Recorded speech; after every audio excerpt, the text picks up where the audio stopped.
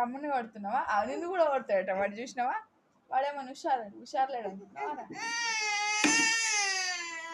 ఇది తీసుకో చిన్నాడా, నువ్వు ఇగో ఇది చిన్నది తీసుకొని, చిన్నది నీకు అన్న ఇయ్యాడట కదా. ఇగో ఇగో అని ఇది తీసుకో.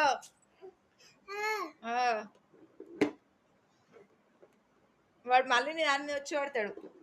ఎన్ని ఎన్ని కావాలరా మీకు? 2 ఉన్నాయా? గొట్టు దివ్యాంష్, విఠల్ జై, విఠల్ జై, డాన్స్ డాన్స్ డాన్స్.